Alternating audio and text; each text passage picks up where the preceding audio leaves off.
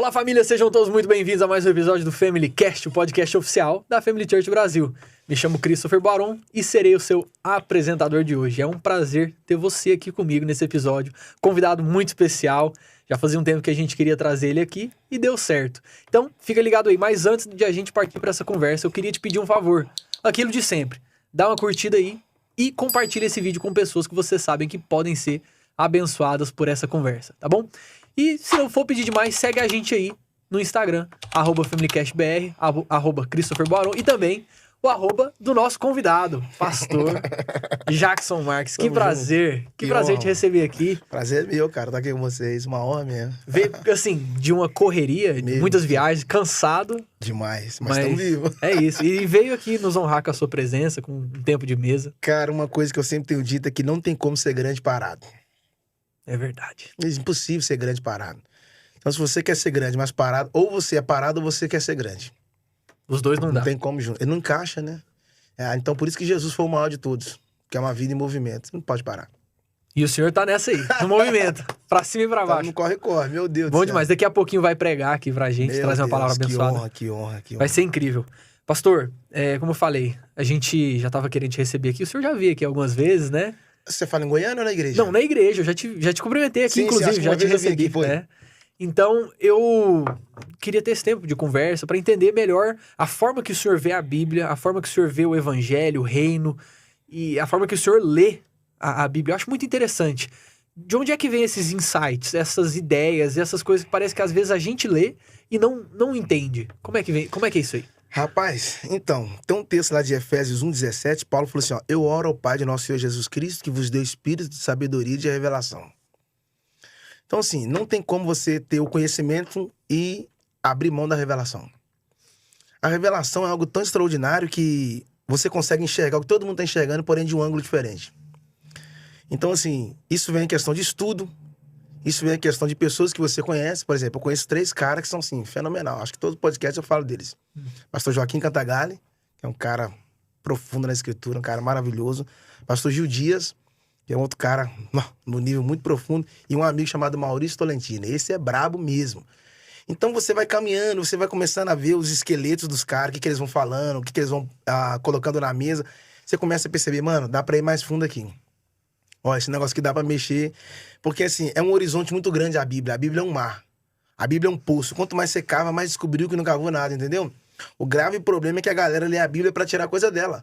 E, na verdade, você tem que ler a Bíblia pra ela tirando coisa de você. Uau. Porque quanto mais você lê a Bíblia, mais ela te lê, né? Não é só extrair o que tá lá dentro, mas ela precisa arrancar alguma coisa que tá aqui dentro. Então, quando você consegue permitir que ela mexa em você, ela vai te revelar coisas extraordinárias. E outro detalhe, a graça da revelação é que ela não vem a hora que você quer. Porque senão fica muito fácil, não é uma lâmpada de Aladim.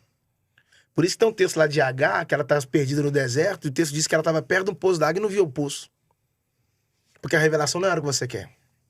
Aí a Bíblia diz que Deus abriu os olhos dela, ela foi e viu o poço. E é engraçado que Deus mostrou onde tinha água, mas não deu água na boca. Uau. Deus não vai colocar água na sua boca quando ele sabe que você tem maturidade suficiente para ir lá e... É verdade. E já tava lá, né? Tá lá, o mano. poço tava lá. Da mesma forma, então, é assim que o senhor vê as escrituras. Sim. E qual a importância dessas inspirações? O senhor citou 3. Qual a importância de nós termos pessoas que são referências, que nós acompanhamos e nos inspiramos nelas? Então, Ninguém nasce grande. Ninguém nasce sabendo. Então a vida é uma escola. Quanto mais você assenta para aprender, mais depois você tem habilidade para ensinar. Acredito muito que a vida não traz quem você pede, a vida traz quem você precisa. E todas as vezes que Deus traz alguém melhor do que você, para perto de você, é para te evoluir. Por isso que todas as vezes que você compara, você para. A comparação é a matemática de um frustrado. Uau. Quem compara, para. Entende? Então, todas as vezes que alguém de um nível mais elevado aproximar de você, pode ter certeza que é Deus querendo te esticar em algum nível. Essas inspirações eu preciso olhar para alguém e falar, poxa, eu tenho que aprender alguma coisa com esse cara. Entende? Eu não posso estar perto de um Gamaliel e não extrair nada dele. Se você traz um cara sábio para perto de você, a primeira coisa que você precisa arrancar dele é o que está no cérebro dele e não o que está nas mãos dele. Porque mão de obra você acha em qualquer lugar, irmão. Agora, mentes pensantes... Eita, peraí, esse negócio de arrancar o... Calma, peraí, segura aí, pastor, pelo amor de Deus. Esse negócio de arrancar o que tá no cérebro e não o que tá nas mãos. Nas mãos. Me explica isso aí. Tipo assim, por exemplo, você tá do lado de Salomão, você vai querer a obra das suas mãos ou a obra da sua mente? Porque mão de obra, qualquer lugar tem. E ele era um homem rico, né? Ele tinha Sim. muitas obras, muitas coisas, Sim. muito a oferecer nas mãos. Mas o que ele tinha aqui era maior do que o que estava aqui. Uau. Entende? Se você quer construir um prédio, chama os homens de mão. Mas se você quer estabelecer um prédio, chama homens de mente. Entende? Porque a construção não começa aqui. Ela começa aqui, ó. Ela é concluída aqui, mas ela começa aqui. Então, por que a mente? Quando o inimigo entrou no jardim, em primeiro lugar que ele acessou não foi o corpo. Foi a mente. Porque a mente é o governo. Então, quem governa uma parte da sua mente, governa você por inteiro. O inimigo não quer governar a sua carne, quer governar a sua mente. Porque a mente é o governo. Por isso que há uma diferença entre o tolo e o sábio, né? Que o tolo fala para depois pensar e o sábio pensa para depois falar.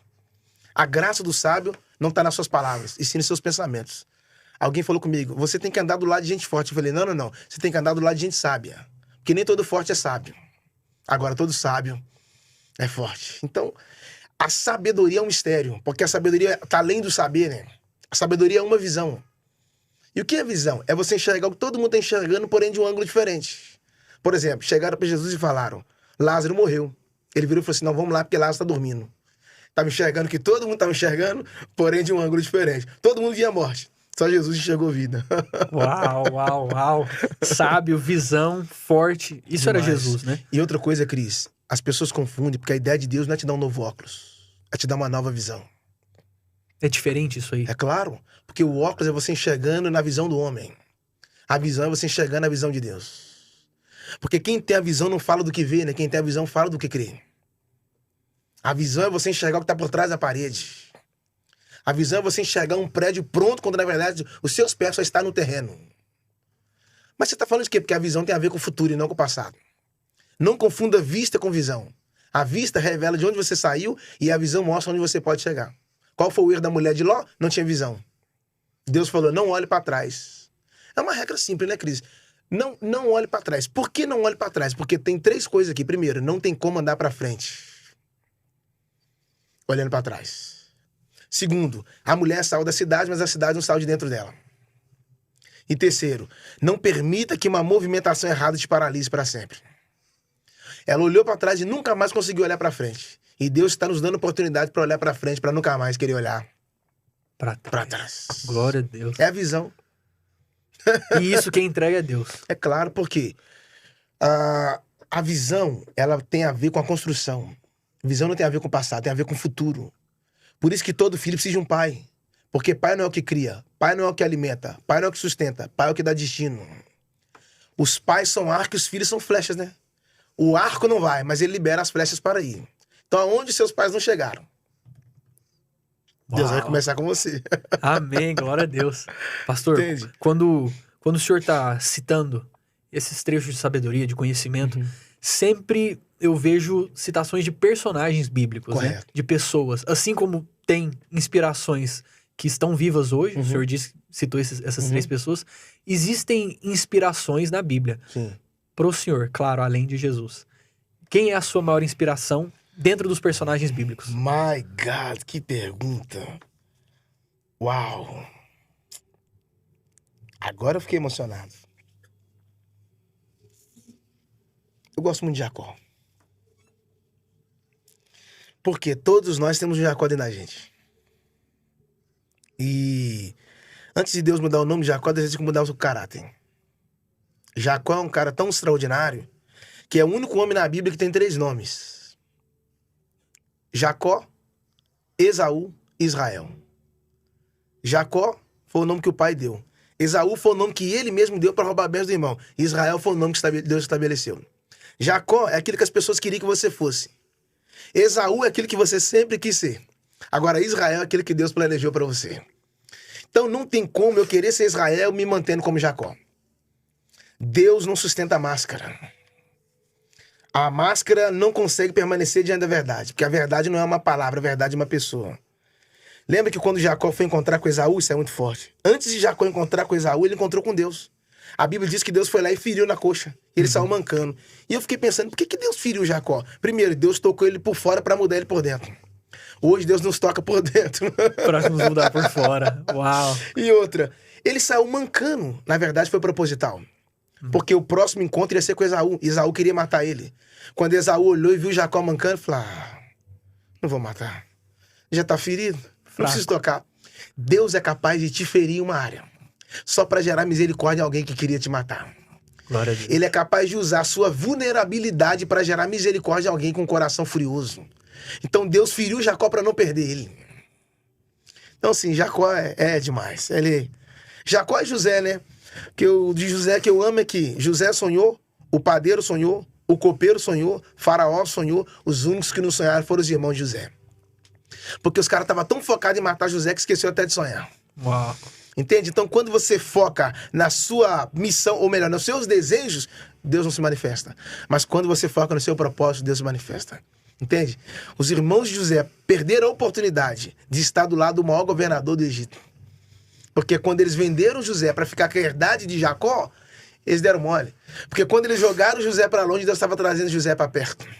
Eita. E detalhe, e você já encerra aqui, quando jogaram José para fora, Deus é extraordinário. Se você pegar uma semente, Cris, colocar ela dentro de um cofre, quando passar 3 anos você abrir o cofre, a semente vai estar do mesmo jeito. Uhum. Mas se você pegar a mesma semente, tirar ela do cofre e colocar ela no solo, o que ela não produziu em 3 anos dentro do cofre, ela pode começar a produzir em 3 dias no solo. Ou seja, às vezes não produzimos porque nós não mudamos de lugar. Quando os irmãos de José vendeu ele, era Deus mudando ele de solo.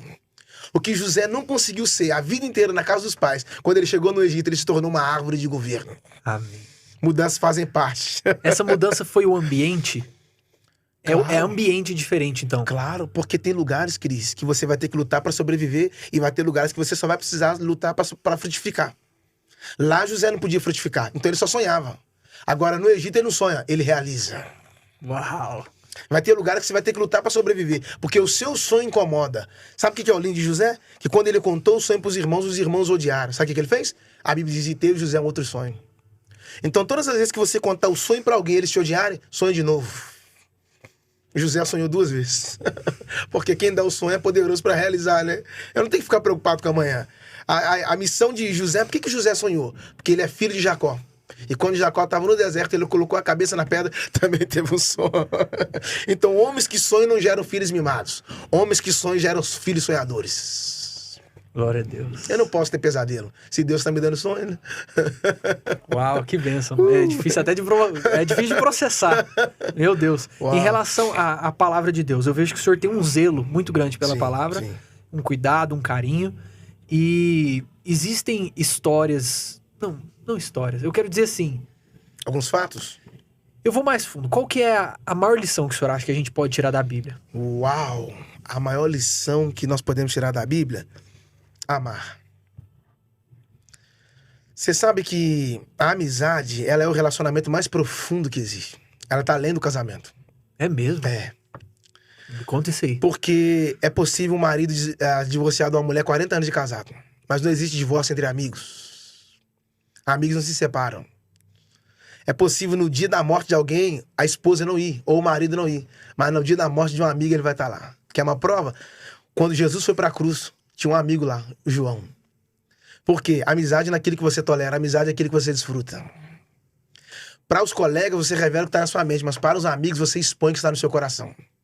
Por isso que com colega você faz anel, mas com amigos você faz alianças.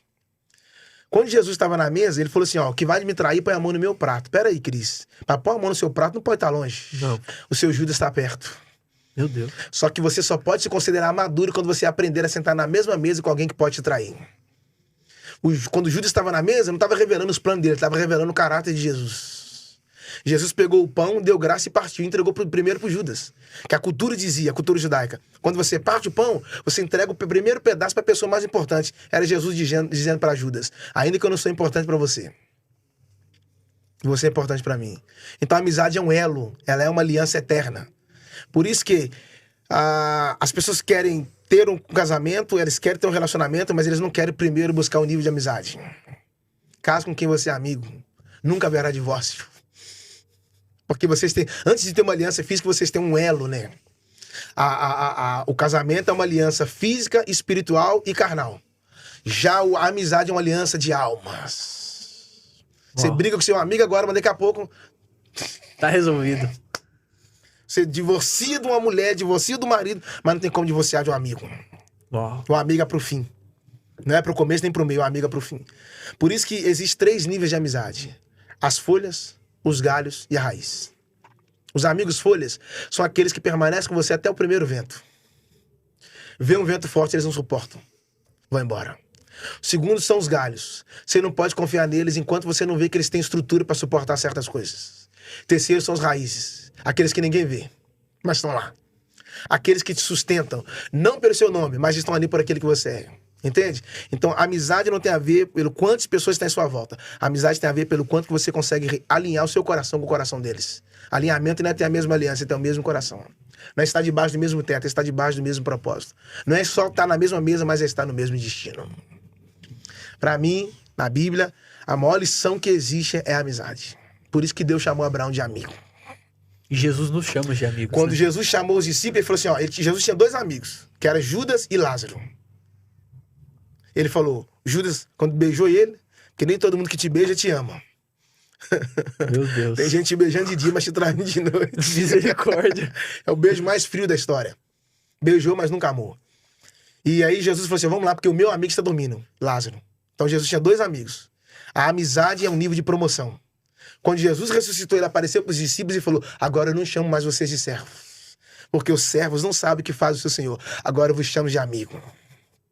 Isso foi quando eles entenderam o plano de Deus por completo, né? Nós temos um elo, nós temos uma aliança, somos amigos. A amizade é tão forte que Saul queria matar Davi, vale a pena falar isso. Porque assim, Cris, as guerras estão de acordo com o seu nível, mano. O que fala que você cresceu não é as pessoas. O que fala que você cresceu não é o Instagram. O que fala que você cresceu é o nível da sua guerra. Por isso que você não tem que mudar a sua luta, você só tem que mudar a sua forma de lutar. Quando Davi era menino, ele enfrentava urso e leão. Quando ele foi ungido, começou a enfrentar um gigante. Quando ele se tornou rei, sabe quem perseguiu ele? Um outro rei, Saul. Você percebe que ele vai subindo de nível? Sim. Agora ele tá lutando com um rei, rapaz. Por quê? As guerras, os seus embates, as suas pelejas revelam que nível que você tá. Quando Saul quis perseguir Davi, sabe quem ajudou ele? Jonatas. Jonatas traiu o pai? Não, porque eles tinham uma aliança. Por isso que eu tô te falando que a amizade é tão forte que ao invés de Jonatas ajudar o pai a perseguir Davi, ele falou assim, não, tem uma aliança com ele. Vou ajudar meu amigo. Vou ajudar meu amigo. Uau. Entende? Então, assim, é muito sério isso. A amizade é muito profunda, é uma aliança de almas. Isso é muito forte. Pastor, nessa questão aí que o senhor mencionou sobre as guerras, qual é a minha mentalidade hoje, na minha vida, quando eu estiver lidando com as minhas guerras? Como que eu devo pensar, como que eu devo agir, ao que eu recorro? Então, a primeira guerra começa na mente. Por isso que tem pessoas que dormem cansadas e acordam cansadas. Porque o corpo deitou, mas a mente continuou guerreando. Sabe qual é a maior tragédia? É quando você volta de um campo de batalha, mas a sua mente continua batalhando. Por isso que a Bíblia diz em Salmo 128, que o Senhor dá, Salmo 126, que o Senhor dá beijo aos seus amados enquanto dormem.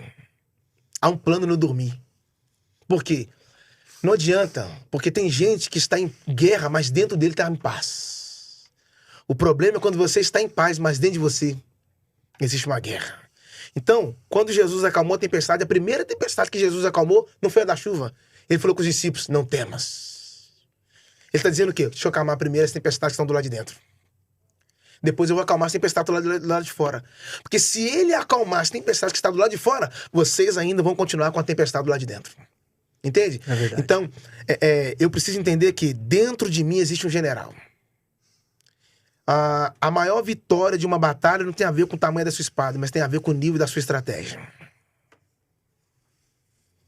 Por isso que quando Davi foi lutar contra Golias, ele pegou 5 pedras, não foi? Mas antes disso, a Bíblia diz que ele pegou os pães e entregou para os irmãos. Ele pegou os pães, entregou os irmãos e pegou a pedra, entregou o gigante. Hoje mudou. O pessoal tá pegando o pão, entregando o gigante, pegando as pedras, entregando os irmãos. É verdade. Irmão você não mata, cara. Irmão você alimenta. Gigante você não alimenta. Gigante você mata. E aí interessante que existe gigantes que você encontra, falando de guerra, existe gigante que você encontra e existe gigante que você cria. Golias foi um gigante que Davi encontrou e Batseba foi um gigante que Davi criou. Os gigantes que você encontra, Deus te mostra onde estão as pedras. Mas o gigante que você cria, a responsabilidade é sua. Uau. Então, na verdade, Batseba está revelando para Davi que havia um gigante dentro dele. Então, as maiores guerras não são as que estão do lado de fora. As maiores guerras são as que estão do lado de dentro. Se eu não vencer os gigantes do lado de dentro, irmão, eu jamais vencerei os gigantes que estão do lado de fora. Começa aqui, ó. Meu Deus. Essa questão aí do... Peraí. Nessa questão aí da tentação de Davi com Batseba, certo? Como que eu luto contra a tentação? Cara, a Bíblia diz fugir da aparência do mal. Ele não mandou fugir do mal, mandou fugir da aparência do mal. Olha que coisa, Cris. Acho isso fantástico. Davi não tá no palácio? José também tá no palácio. No caso de José, a mulher veio até ele. O que ele fez? Correu. O Davi ao contrário. Não é a mulher que veio até ele. Ele que vai até Davi. O José, a mulher tirou a roupa dele e não pecou. O Davi estava vestido, foi lá e pecou. Então roupa não define caráter. E outro mais. Como eu posso vencer a tentação? Primeiro, guardei a sua palavra no meu coração para não pecar contra ti. E segundo, vai ter hora que você vai ter que fugir, irmão. A Bíblia manda resistir o diabo, mas não manda resistir o pecado. Olha que coisa. O José abriu mão da mulher para ganhar o trono. Hoje as pessoas estão abrindo mão do trono. Entende? Por quê? Vai ter guerras, irmãos, que elas não são suas. Fugir não é covardia. Fugir é uma estratégia. Recuar não é sinônimo de medo. Recuar é sinônimo de estratégia. Porque uma flecha nunca vai para frente sem antes. Recuar. Me ajuda. Meu Deus. My God. Meu Deus. Às vezes você vai ter que recuar. E as pessoas não vão entender. Uai, Cris, eu não tô te entendendo, né? Agora que eu pensei que você ia pra frente, você tá voltando. Só que eles não sabem. Que o que pra eles é retrocesso, pra Deus é impulso. Estratégia. O José, quando fugiu, ele não tava com medo. O que eu carrego é tão precioso que eu não posso perder isso. Não permita que coisas momentâneas destruam coisas eternas. Você só vai alcançar uma medida eterna quando você decidir sair dos limites humanos. A tentação vai durar 30 minutos. E o sonho de José? Até hoje nós estamos falando dele. Eita! É verdade. O plano eterno. Demais. Como é que eu posso fugir da tentação? Nunca esquecer da eternidade. Eu não posso perder o eterno pelo passageiro. Por que tem tanta gente caindo em pecado, principalmente sexual? Então, existe um detalhe grave que a igreja não fala mais sobre caráter. Existem certas áreas que a igreja não quer mexer. E isso é tão profundo que todas as vezes que um motorista vai sair com o carro, a primeira coisa que ele faz é o quê? Leva o carro na manutenção. Porque ele precisa fazer o alinhamento, o balanceamento. Vai ter parafusos que precisam ser trocados. Vai ter algumas peças que precisam mexer e alguns óleos que precisam ser trocados. Nós não queremos mexer em áreas privadas da nossa vida. Nós não queremos ser tocados. Quando Abraão foi circuncidar Isaac, que era o corte no órgão masculino do filho, de 8 dias... Por que Abraão teve que circuncidar Isaac? Primeira coisa que Abraão teve que fazer: tocar na intimidade do Isaac. Por quê? Só o pai pode tocar na intimidade do filho. Entende? Qualquer outra pessoa que toca na intimidade do filho, não tendo a sua paternidade, não é paternidade, é abuso. Há uma diferença entre paternidade e paternalismo. Paternalismo tem a ver com aquilo que o filho tem que fazer para o pai obrigado. Paternidade tem a ver com aquilo que o pai faz por amor ao filho. Então, nós precisamos entrar no caminho da santidade. Santidade não é um desejo. Santidade não é uma vontade. Santidade é um chamado. E ele vos chamou para a santificação. Segui a paz com todos e a santificação. Entende? A santificação, ela é tão profunda que a maior prova que você pode declarar que ama a Deus é viver em santidade. Nós fomos chamados para a obediência. E obedecer está ligado com renunciar. Renúncia é quando você diz não para si. E obediência é quando você diz sim para Deus. Deus só promove quem obedece. Adão desobedeceu, foi removido. José obedeceu, foi promovido. Uau. Quanto mais você obedece, mais Deus te promove. A obediência tem a ver com chamado. Entende? É muito sério isso. Glória a Deus. Muito sério isso. Como que eu sei qual que é o meu chamado? Meu Deus. Se eu ligar para você e você não atender, não é que você atendeu o telefone. Não é que você deixou de atender o telefone. Você deixou de atender um chamado. Porque chamado é específico. Por isso que quando Jesus chegou lá, ele falou assim, ó, tirai a pedra. Ô Cris, Jesus não poderia tirar aquela pedra. Embora ela era muito pesada, precisava de muitos homens para se tirar a pedra do sepulcro de Lázaro. Mas ele sendo Deus, poderia tirar. Por que Jesus não tirou a pedra? Primeiro que ele está dizendo, quem tira a pedra é vocês e quem tira o Lázaro sou eu. Eita. E aí é um sepulcro onde colocavam mortos. Mas quando Jesus chegou na porta do sepulcro, ele só gritou Lázaro. Por que ele chamou Lázaro? Porque chamado é específico. Se ele chama morto, ia sair a turma. Levantava o cemitério inteiro. Mas quando ele disse Lázaro, é específico. Como eu sei que eu tenho um chamado? Primeiro, o seu coração vai arder por aquilo. Segundo, o chamado vai fazer você andar naquele lugar como você nunca andou em outras áreas. Terceiro, vai arder a sua alma. Porque chamada não é quando você ouve, chamada é quando você atende. Entende? A chamada de Deus vai alinhar com os seus sonhos. Deus é capaz de usar na área do seu trabalho, seja você um médico, seja você um empresário, empreendedor, ele é capaz de conectar as ferramentas que estão na sua mão só para cumprir o seu chamado. Por exemplo, o Pedro não era pescador? Sim. Ele era pescador físico. Quando Jesus encontrou com ele, ele falou assim, eu tô te dando um chamado hoje. Você vai ser pescador de homens. Pera aí, eu nunca pesquei homens. Eu tô mudando, Pedro. Porque cargo quem dá é homem, agora ministério quem dá é Deus. Qual a diferença de pescar peixes e pescar homens? Todo pescador de peixe tira ele da vida, leva ele pra morte. Todo pescador de homem arranca ele da morte para levar pra vida. Ou seja, você vai continuar pescando, só que agora peixes diferentes. Então, o maior sinal do meu chamado é a resposta que eu dou pra ele. Não adianta Deus te chamar e você não dá resposta. Quando você entende o seu chamado, você dá uma resposta pra ele. Quando é ministério, quando é chamado, desliza. Não tem barreira. Você sente dificuldade. Porque o chamado é um embrião, né? Ele vai desenvolvendo ao longo do tempo. Ele vai formando, até você entender, essa é a minha vida. Porque a sua vida tem a ver com o seu propósito. Qual que é a diferença ou a ligação, o relacionamento entre chamado, missão, propósito, objetivo? Como que eu organizo tudo isso na minha cabeça? Então, primeiro, como é que eu descubro o meu propósito? Então, há uma diferença entre o seu propósito e o propósito de Deus. Sim. O seu propósito pode ser um, o propósito de Deus pode ser outro. E a maior tragédia é quando eu estou na contramão de Deus. Porque Deus não quer te dar velocidade, Ele quer te dar direção. Como eu descubro o propósito de Deus na minha vida? Então descubra a sua paixão, hein? Você gosta de fazer o quê? Isso. Descubra a sua paixão e ela vai iluminar o seu caminho para você enxergar o seu real propósito.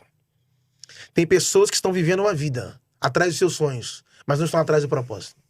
A maior tragédia do homem é viver uma vida sem descobrir o seu próprio propósito. Ele não viveu. E alguém me perguntou um dia, você tem medo de morrer? Eu falei, não tenho medo de morrer, eu tenho medo de não viver. Porque pior do que morrer é estar vivo e não vivendo.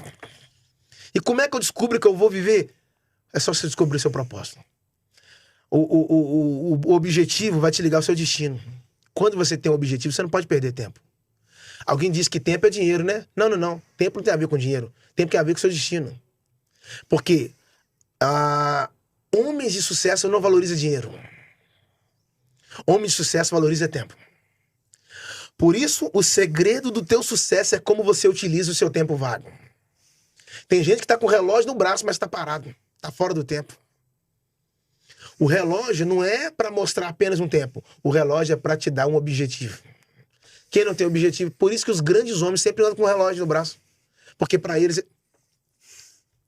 O tempo inteiro. Toda hora. Você tá aí? O relógio é tão importante que não tá falando do dinheiro. Eu não posso perder tempo. E a minha geração, infelizmente. Talvez eles não entenderam a questão do chamado, do propósito. O propósito é a missão que você cumpre.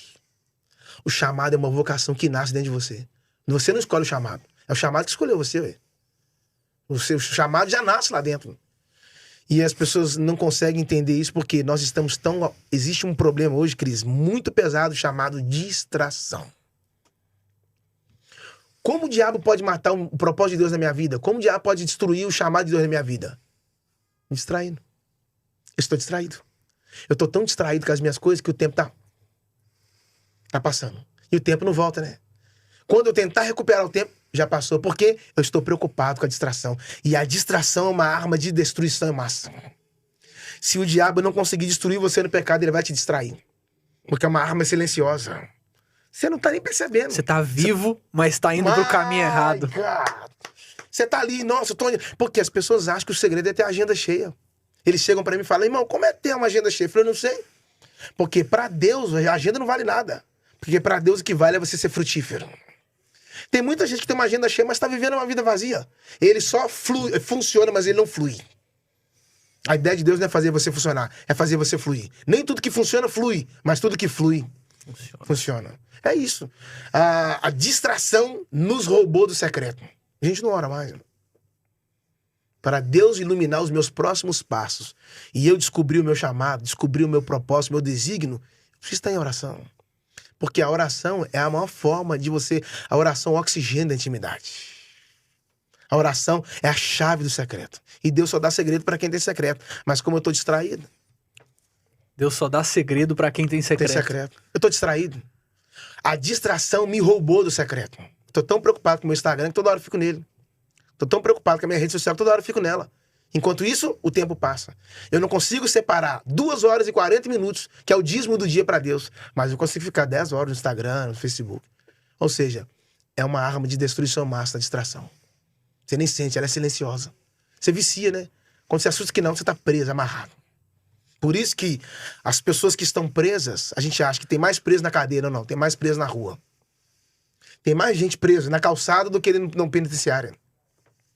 Porque as pessoas na penitenciária podem estar presas no corpo, mas muitas delas estão livres na mente. E as pessoas na rua estão livres no corpo. Por isso que o maior prisioneiro não é aquele que está livre, preso. O maior prisioneiro é aquele que está livre, mas com a mente aprisionada. É os hebreus fora do Egito, mas a mente deles no Egito. Como é que você tá, encerra aqui, como é que você tá saboreando o maná, sentindo saudade do pepino? Meu Deus. Ué, tem que trocar de paladar? Não, irmão, muda sua mentalidade. Chega a ser bizarro, né? Bizarro. Muda sua mentalidade. Lá no Egito, tudo que você comeu foi faraó que deu, cara. Você tá no deserto, Deus tá trazendo pão, você ainda tá sentindo saudade do Egito? É a sua mente ainda que tá saboreando o Egito. Como é que eu liberto a minha mente? My God. Uau. Essa da mente é... A mente, ela são códigos. Toda fechadura precisa de uma chave. Por isso, Cris, que você já viu aquela pessoa que você conhece ela a vida inteira, ele é o mesmo cara, de repente, do nada, a vida do cara faz... Por que a vida do cara dá um tim? É porque uma chave virou lá dentro. É essa chave que vira lá dentro, é o que Paulo falou em Romanos. A nossa mente precisa ser renovada, transformada.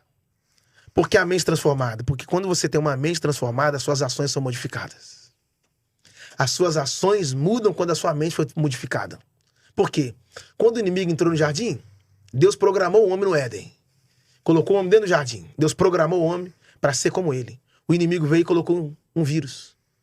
O vírus não é para roubar o computador. O vírus é para implantar o sistema dele lá. O vírus nada mais é para implantar a cultura dele. Então Deus programou o homem, o inimigo foi lá e desprogramou o homem. Deus envia Jesus para reprogramar o homem na cruz. Após a cruz, o homem foi reprogramado para enxergar como ele, pensar como ele, falar como ele e amar como ele. Então, a palavra de Deus é o único meio de transformar a nossa mente. Se a palavra de Deus não mudar sua mente, nenhum outro sistema pode. É o único meio de construir você por dentro para permitir você se reconstruir por fora. Se a palavra de Deus é a chave, a minha mente é a fechadura. Por isso o salmista falou, na sua lei eu medito. De dia e de noite. Me fala o que está ocupando a sua mente e eu vou falar se você está preso ou se você está livre. Uau, uau. Meu Deus do céu. Pastor, eu tô aqui pensando qual que é o título que eu vou dar pra esse episódio. Não tem nem como. Não tem uma coisa assim. Meu Deus do céu, que bênção. Muita coisa bacana aí. Que bênção. Pastor, como eu te falei, é uma honra te receber aqui. Eu queria muito ter 3 horas de conversa. Entrar a fundo e ir. Mas nós vamos ter mais oportunidades. Espero te receber aqui. Não no podcast, mas na igreja mais vezes. Amém. Sentar junto, conversar. Eu tenho uma pergunta que eu faço pra todo mundo antes de a gente finalizar. Algo que me ajuda a conhecer melhor o nosso convidado. Eu queria te fazer essa pergunta. É algo bem simples. Para o senhor, o que é mais lindo no evangelho? O que é que te brilha os olhos? O que me brilha os olhos... A cruz. É a maior prova de amor, né? Porque ele não foi pra cruz pelo que ele fez. Ele foi pra cruz pelo que eu fiz. Entende? Então foi por amor. Não foi por... Quando Jesus foi pra cruz, colocaram uma placa sobre a cabeça dele. A placa estava sobre a cabeça dele, mas não estava sobre o propósito dele. Ele não foi pra cruz por causa da placa. Ele foi pra cruz por causa do propósito. E... O silêncio de Jesus, pra mim, é a maior fala dele. Que o sábio não precisa abrir a boca. Até em silêncio ele fala. Então, ele morreu a minha morte para que eu pudesse viver a sua vida. Eu não tinha justiça e ele não tinha pecado. Ele assumiu os meus pecados e eu recebi a sua justiça. Não sou justo pelo que eu faço, sou justo pelo que ele fez. E ele não se tornou pecador pelo que fez, se tornou pecador pelo que eu fiz. Somos justificados por Cristo. A cruz me enche os olhos. Isso é muito lindo. A cruz me emociona, mano. A cruz é demais. Meu Deus. A cruz é uma chave, tá? A cruz é uma chave. Encerro. Isaías 22, 22. E porei a chave da casa de Davi sobre o seu ombro. E abrirá e ninguém fechará. E fechará e ninguém abrirá. Peraí. E porei a chave da casa de Davi sobre o seu ombro?